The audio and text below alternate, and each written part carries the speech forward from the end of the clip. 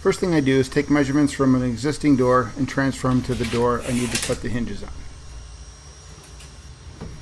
Then I square the line with a speed square. Then I take out one of the hinges I'm going to use, and I use that to draw the hinge lines that I'm going to route out. Before I trace the hinge out, I'm going to set the depth of the hinge to match the existing door.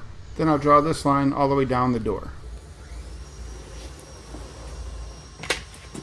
Now I'll set the hinge on the door and trace it out.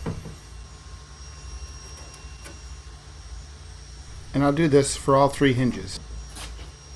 I already have a router bit set in the router, and it's set to the depth to the thickness of the hinge. When I'm routing freehand, I'm always using my fingers as a guide. I use 2 fingers to keep the base straight, and I use my thumb to feed the router in and out. This view shows how I use my fingers as a guide.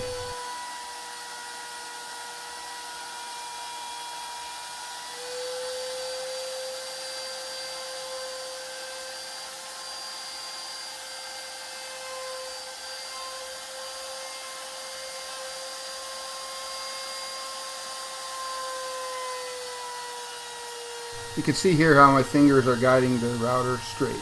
Your fingers don't have to hold the router base square, it just has to keep it going in a straight line. Take your time, there's no time limit here. If you go too fast, you could make a mistake. Now here's a top view of me routing the hinge. You can see how I'm using my fingers as a guide and my thumb as a feed control. When I first start, I don't go right on the line, I go close to the line. This kind of gives me a feel for what I'm routing. Then I go back and clean up the line.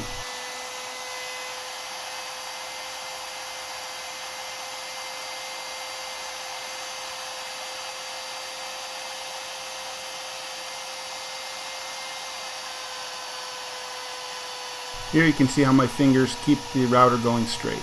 Here I take my time so I don't make any mistakes.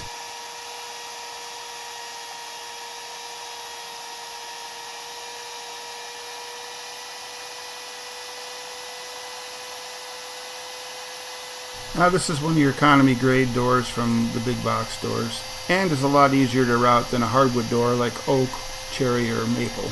But I can get the same results with a brand new bit on those doors.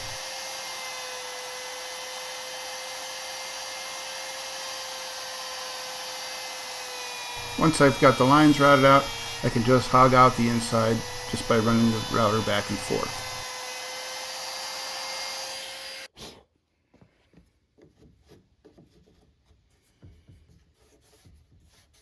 You can see here I've got a really nice fit.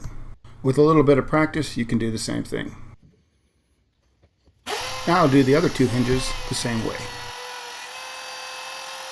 Again, my hand on the base is doing all the guiding, and the other hand holding the router is giving it a little push.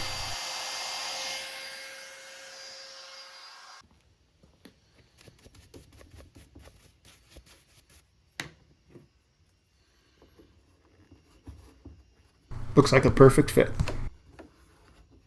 Now freehanding on the actual jamb, that's a little bit different for me.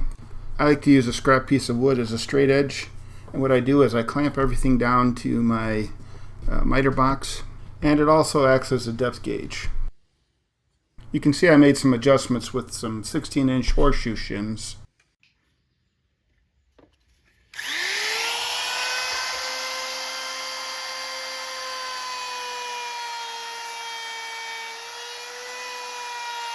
Now I don't have to worry about how far I go in with the router, just side to side so I don't go past my lines.